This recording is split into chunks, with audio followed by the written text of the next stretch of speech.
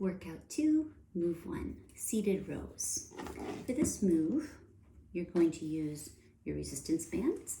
You can either use the Velcro loop to loop it around some kind of pole if you have one, good and sturdy, towards the bottom, so that when you're seated on the ground, it's kind of around here. Or if you're seated in a chair, have it up higher. Or you can use this kind of thing, and you can put this in a doorway and then close the door on it and then loop the band here. And at the end, you can use the handles, but I don't. I just hold on to the end and pull. So for the seated row, I like to just sit on the floor, and then I just kind of make sure my shoulders are back and down before I begin, kind of pack my shoulder, and then I start pulling towards myself, and when I really feel the full extension, pause for a second or two, and then control letting it go back. And again. And of course with bands you have a lot of flexibility. If it's too hard, you can scoot closer to the pole or the door, and if it's too easy, you can scoot back. But you want to have pretty good posture, kind of like 90-90, although you can have your feet up for more leverage. Keep those shoulders away from your ears. And try to choose a band that feels like a bit of a challenge, but also keeping in mind progressive overload. So over the 4 weeks, you want to go up in weight each week. So if your highest band is 40 pounds, maybe you want to start with 20 or 25 and then go up to 30 and then 35 and then end the 4th week with 40.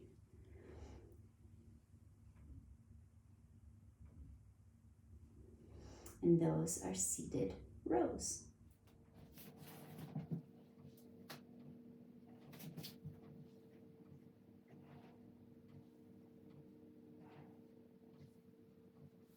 Move 2, feet elevated glute bridge. So hopefully you remember the glute bridge from workout 1. Now we're just going to elevate our feet. You could do this onto a sofa or a bench or a stair. I'm going to use my bench. And then it's pretty much the same move. You just want to kind of keep your chin just like neutral, facing maybe 45 degrees up instead of tucking it, because that could be a little bit, throw off your form a little bit. So I'm going to lay down, but keep my feet up. And you can do your heels kind of on the edge, or you can do them on top, whatever feels comfortable. Hands down probably, neck down, facing up. And same as before, try to get those glutes to kind of fire up. And we'll do 20. Try to keep that stable surface.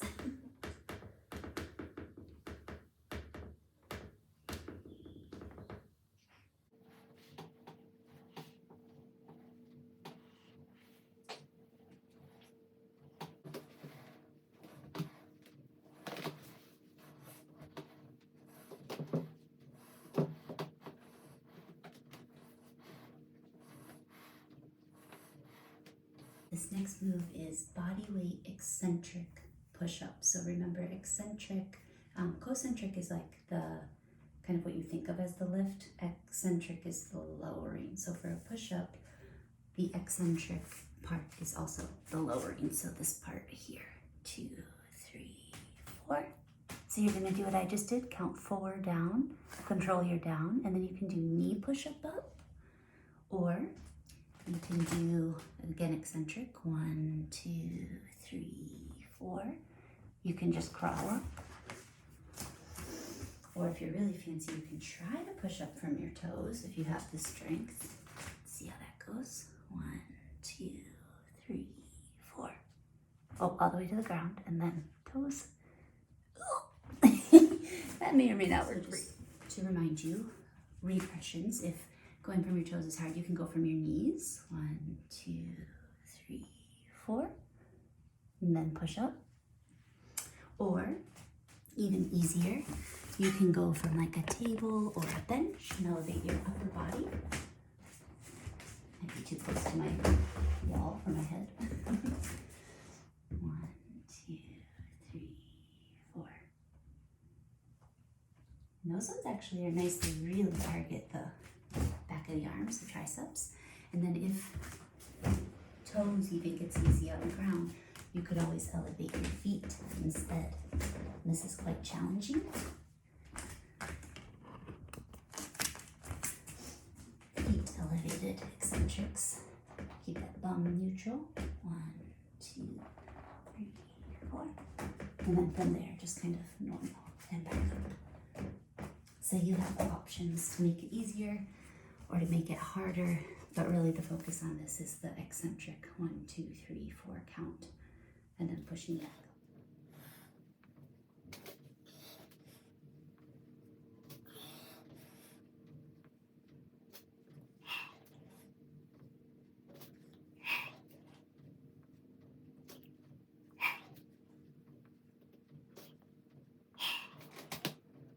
Move 4, dumbbell constant tension goblet squat.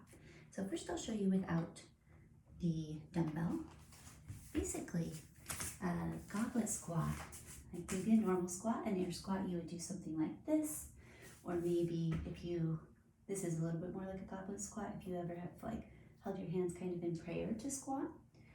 Of course, a barbell, you would have something on your back, and it tends to make you a little bit more upright, perhaps to counterbalance. So constant tension is just the constantly moving without a break at the top or the bottom. So maybe sometimes we would pause at the bottom and then come up. That is a pause squat. Maybe sometimes we would squat and then kind of unknowingly pause at the top. That's kind of resetting. Constant tension is just continuing to move under tension, under control. And even with body weight, if you do a few reps of that, you'll feel your body start to warm up very quickly. So that's the constant part. And then we're gonna add the dumbbell, which will really heat things up quickly. You only need one dumbbell for this. So you will pick up your dumbbell and you'll kind of hold it like this under your chin probably. Have your toes pointed. You can do forward. Some people do really far out. I kind of go in the middle, but you have to go with what works for your hip anatomy and feel that out. And then you're going to kind of push your knees out to track over your toes as you lower. And then at the bottom, just reverse and come right back out of it. And at the top, reverse and go right back down. We're gonna try 3 for 12. Track your knees out and then push through your heels as you come up. Track your knees out. Push through your heels. 2, 3.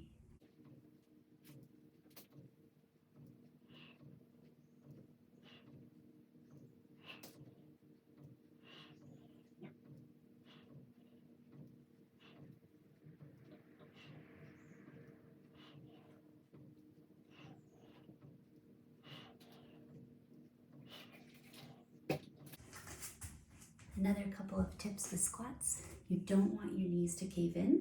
That's why we're pushing them out so that they track over the toes. You don't want to overextend.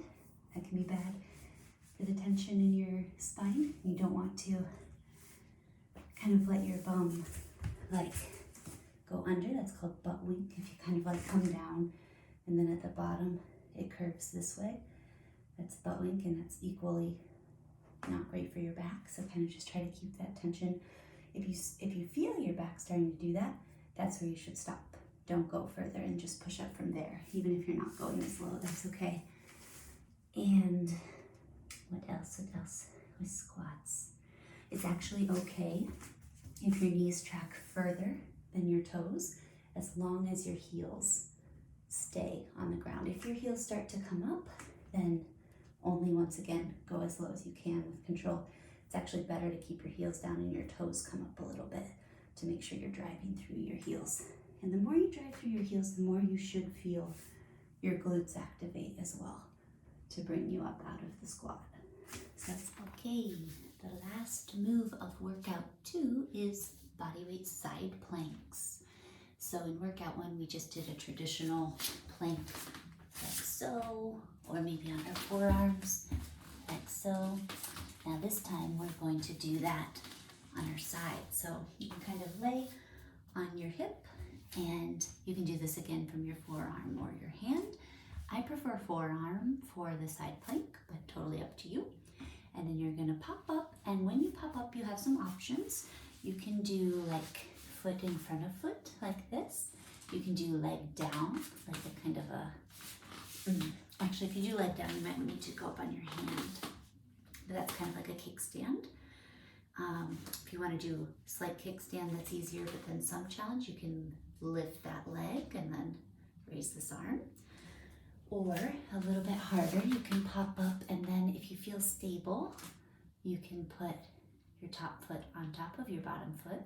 And I always like to imagine that I'm like standing against the wall, so it's more stable. You can lift this arm. And if you're into yoga, you could do some playing around with where you put this top leg. But more stable is just to hold it. And then you're gonna hold it for 40 seconds per side. So I'll show you on the other side with the actual hold to see what 40 seconds feels like. Here we go. And you can change as you go too. If you want to start foot in front of foot and then change, maybe add your arm, maybe look up or look down, but try to keep this shoulder from inching up to your ear. Keep that down and stable. This is 20 seconds, so halfway through. One thing that can help too to not cave in this way is to kind of think about pushing this hip up. I like to keep more of a straight body line, but it's okay if you go up a little bit. 5, 4, 3, 2, 1. Okay, and then we do the same thing on the other side.